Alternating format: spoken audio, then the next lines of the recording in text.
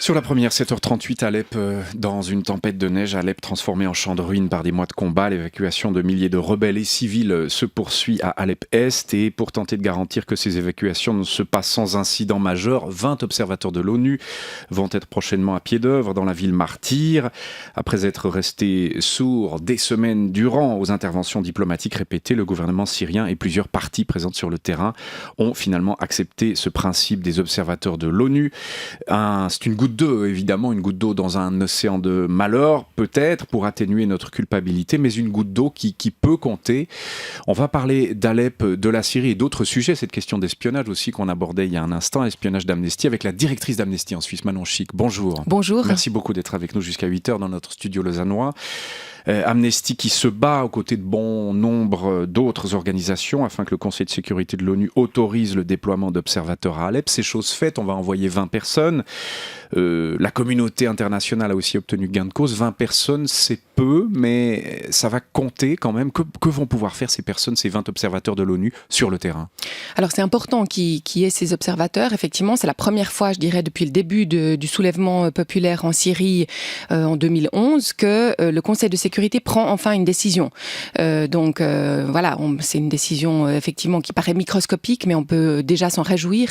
Et effectivement, ces personnes vont pouvoir d'un côté vérifier si le droit international humanitaire est respecté, mais aussi collecter des preuves des bombardements qui ont eu lieu ces derniers mois, les bombardements russes, les bombardements syriens, qui ont conduit effectivement des milliers de personnes à mourir ou des centaines de milliers de personnes à être déplacées. Donc, ce sont des crimes de guerre, c'est important de les documenter.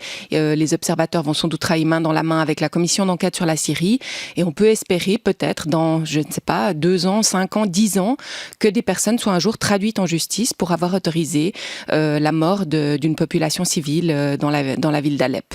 Mais c'est vrai, c'est une goutte d'eau parce que ces observateurs arrivent en fait beaucoup trop tard. Je veux dire, l'évacuation par le CICR est quasiment terminée. La population civile a quitté Alep-Est et les bombardements sont pratiquement terminés. Il aurait fallu ces gens bien avant. Mais c'est un symbole, il y a la force du symbole de ces observateurs qu'on envoie et qui sont acceptés par le pouvoir en place aussi. Peut-être que la force du symbole va compter plus pour les prochains mois que le nombre en tant que tel. Oui, effectivement. Je crois qu'aujourd'hui, on est dans une guerre des symboles, hein, ça c'est clair. C'est important que le Conseil de sécurité ne soit plus capable ou ne soit plus complètement derrière le gouvernement de Bachar el-Assad et accepte que peut-être l'envoi d'observateurs indépendant de l'ONU est nécessaire.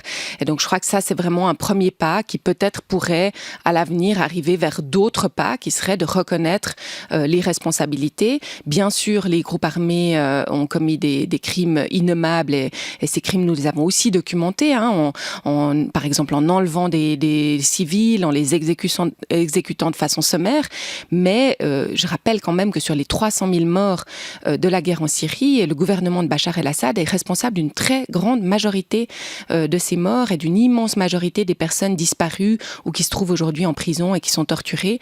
Donc on voit que là, malheureusement, on continue à vouloir que Bachar el-Assad soit une partie de la solution alors qu'en fait, il est une grande partie du problème. On entendait cette ligne de fracture, y compris en Occident, hein, par rapport à cette guerre, cette ligne de fracture entre pro-russes et anti-russes sur les réseaux sociaux, au sein de la gauche même qui est divisée, etc. Comment vous voyez les choses? Bachar el-Assad responsable de la plupart de ces 300 000 morts. D'aucuns disent Monsieur Poutine responsable de la plupart de ces 300 000 morts. Est-ce que vous voyez les choses aussi schématiquement que ça, Manon Chic? Non, je pense qu'il faut effectivement pas se tromper de cible, entre guillemets. Poutine n'est évidemment pas responsable de la mort de ces 300 000 personnes. C'est bel et bien le gouvernement syrien qui a autorisé l'emploi de la force Laurent au départ. Fabius parlait de complicité hier sur notre antenne, hein, dans Tout un monde. Il parlait de la complicité, mot très fort, la complicité des Russes par rapport à ces morts. Oui, alors je crois qu'effectivement toutes les forces en puissance qui ont contribué à bombarder, à assassiner en Syrie, et c'est pas seulement ce sont pas seulement les Russes, hein, ce sont aussi les Iraniens, mais ce sont aussi de l'autre côté la coalition avec les États-Unis qui ont aussi tué des civils. Et donc en fait, malheureusement, je crois qu'il y a personne qui est vraiment blanc dans toute cette guerre. Et c'est assez intéressant de voir que nous avions publié un rapport sur les frappes américaines en Syrie pour montrer que des civils avaient été tués. Et ça avait été évidemment retweeté par les Russes et par l'ambassade russe qui s'était réjouie de ce rapport extrêmement indépendant et convaincant d'Amnesty International. Et puis, quand 3 jours après, nous avons publié le même rapport, mais cette fois-ci sur les bombardements russes, évidemment, pas un mot et pas une réaction des Russes. Donc non, effectivement, malheureusement, il y a des exactions qui ont été commises de toutes parts. Ce qui est sûr, c'est que les Russes n'ont pas fait ce qu'ils disaient qu'ils étaient venus faire en Syrie, c'est-à-dire qu'ils avaient dit « nous venons pour combattre Daesh », et en fait, une très grande partie des frappes a frappé des quartiers civils, notamment à Alep et au nord de la Syrie, et pas du tout les endroits où se trouvait Daesh. Et ça, pardon de vous poser la question comme ça c'est parfaitement documenté, on est sûr de ça? Absolument, c'est absolument documenté. Nous avons documenté les endroits d'où partaient les bombes, les avions qui larguent les bombes, etc. Et ça, c'est une des choses qui est aussi assez fascinante avec les guerres aujourd'hui, c'est qu'en fait, beaucoup de choses peuvent être retracées. Une bombe ne tombe pas simplement du ciel, comme à l'époque de la Deuxième Guerre mondiale. Une bombe tombe d'un avion dont nous avons les numéros d'immatriculation, dont nous savons en général même par qui ils sont pilotés. Et donc, il est en fait très facile de pouvoir dire aujourd'hui qu'il y a un certain pourcentage, en gros, on est autour de 90%, 80-90% de bombes qui ont touché des civils et non pas des groupes armés. Et donc, ceci dans des quartiers où, clairement, l'État islamique n'était pas présent. Donc 90% de bombes qui touchent des civils, et sur ces 90%, quel pourcentage de bombes russes ou syrio-russes? Un très grand pourcentage de bombes russes, en l'occurrence, parce que ce sont eux qui ont appuyé le gouvernement syrien, et ce sont eux qui ont fait la guerre des airs, et bien plus que le gouvernement syrien. Donc il y a, là, il faudrait effectivement ressortir ces chiffres. Je pense que la commission d'enquête de l'ONU en Syrie va ressortir ces chiffres à un moment donné pour prouver les exactions qui ont été commises par le régime russe. C'est aussi autre symbole, à part les 20 observateurs de l'ONU à Alep, cette commission d'enquête dont on parlait dans les informations de 7h30, une équipe spéciale pour enquêter. Peut-on croire à la fiabilité de ces travaux? Est-ce qu'elle aura accès, cette équipe spéciale, aux données, aux documents? Alors pour l'instant, ce qu'il faut dire, c'est que cette commission a mené une enquête sur la Syrie sans avoir accès au terrain. On peut bien imaginer que c'est extrêmement difficile. Ils travaillent par ordinateur et par téléphone, voilà. ils recoupent. Et c'est la situation de la plupart des organisations internationales. Amnesty International, nous avons encore envoyé des gens en Syrie, évidemment sans l'autorisation du gouvernement, pendant à peu près un an et demi après le début du soulèvement et le début de la guerre. Mais en fait, après, nous n'avons plus été capables d'envoyer des gens. Ce serait beaucoup trop risqué. Ces personnes risquaient d'être enlevés, rançonnés, de se faire exécuter par les groupes armés. Donc en fait, aujourd'hui, la plupart des organisations travaillent depuis l'extérieur de la Syrie sur la base des témoignages qui sont évidemment extrêmement nombreux et extrêmement accablants, mais aussi sur la base des images satellites, des informations retrouvées sur le terrain et transmises par des personnes qui essayent encore sur le terrain de défendre les droits humains. On dit que ce qui s'est passé à Alep va se transposer à Idlib, une ville qui n'est pas très loin, à 60 km d'Alep. Est-ce que là, on a des informations fiables sur ce qui est en train de se passer à Idlib? Du côté d'Amnesty, qu'est-ce qu'on peut en dire? Alors, ce qui est sûr, c'est que la bataille d'Alep et la fin de la bataille d'Alep ne signifie pas la fin de la guerre en Syrie, clairement pas. C'est une victoire écrasante pour le régime de Bachar el-Assad, ça c'est sûr. C'est la première fois qu'il a une victoire aussi écrasante depuis le début de la guerre. Mais c'est clair, la guerre continue. Il y a pratiquement des attentats tous les jours ailleurs en Syrie et on n'en parle pratiquement jamais.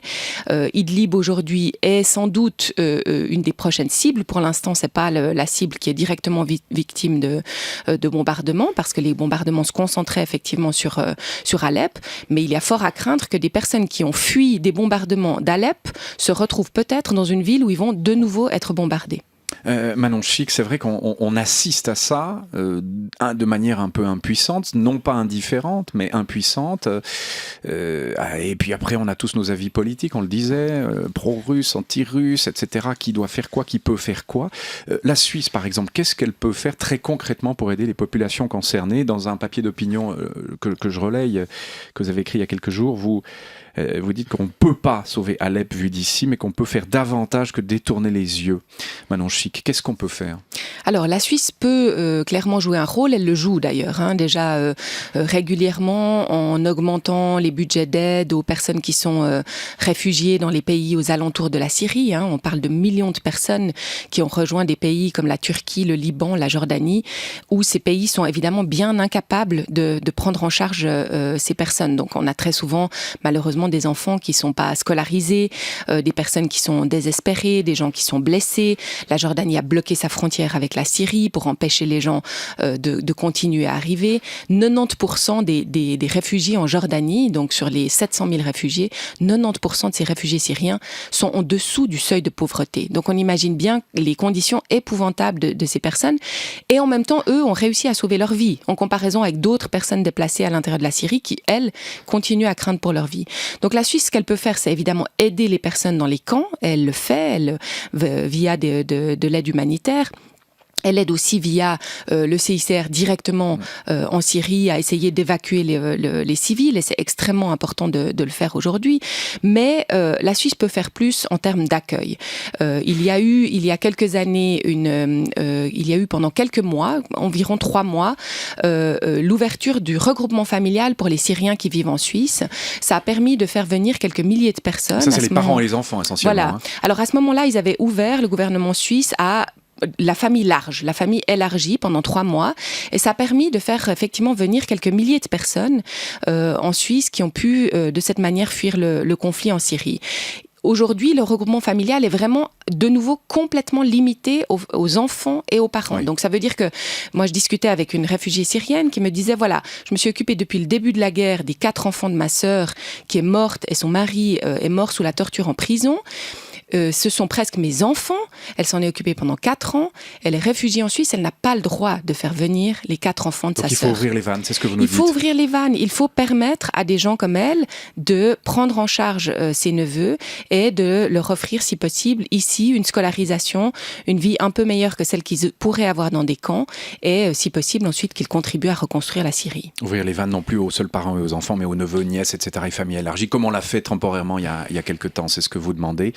Et en même temps, vous voyez le climat international, ce qui s'est passé lundi soir à Berlin, cet attentat camion qui se précipite contre une foule dans un marché de Noël. On croit tenir aujourd'hui l'auteur de ce crime, requérant d'asile, tunisien, etc. Et de nouveau, évidemment, vous me voyez venir, on pointe sur la filière de la migration en Europe et on se dit qu'il faut, beaucoup l'ont dit, et, du côté de l'AfD en Allemagne, mais même en Suisse aussi, refermons le robinet. Ce canal de la migration est dangereux, il véhicule des terroristes. Qu'est-ce qu'on peut faire par rapport à cette contradiction ? Ouvrir les vannes d'un côté et d'un autre côté, on se dit que si on ouvre les vannes, on court un risque. Comment vous, Amnesty, résolvez cette équation ? Alors, je crois qu'il faut surtout éviter, dans ces situations d'attentats horribles, éviter tout type d'amalgame.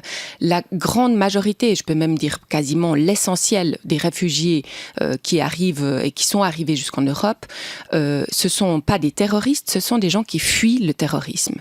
Et donc, aujourd'hui, ces personnes-là ont besoin d'une protection. Ensuite, il y a effectivement des personnes qui utilisent la filière de l'asile pour essayer d'arriver par exemple en Europe ou dans un pays, et puis qui ne correspondent d'ailleurs pas du tout aux critères. Je veux dire, aujourd'hui, les Tunisiens n'ont aucune chance d'obtenir l'asile. Ils ont Comment pas les détecter, ces personnes-là alors, en règle générale, ils sont détectés. Les autorités allemandes avaient détecté que cette personne était quelqu'un qui était un délinquant en Italie, qui avait commis des vols et qui avait été condamné à de la prison, qui ensuite est arrivé par la filière de l'asile et a déposé une demande d'asile. Assez vite, il a reçu une réponse négative et devait être renvoyé. Et puis, il avait même été détecté comme quelqu'un qui pouvait être dangereux. Donc, c'est vrai que là, on ne s'explique pas vraiment ce qui s'est passé et pourquoi, à un moment donné, les autorités allemandes ont perdu sa trace. Sans doute qu'il y a malheureusement pas mal de gens qui correspondent à ce profil, donc des personnes qui viendraient peut-être effectivement de pays d'où il y a pas mal de terroristes et qui se retrouvent ensuite dans un pays européen et qui doivent être surveillés. C'est important effectivement de procéder procéder à ces surveillances. Et en même temps, de ne pas se tromper non plus. La majorité des personnes qui avaient commis des attentats en France, par exemple, n'étaient pas des personnes hors France, c'était des Français.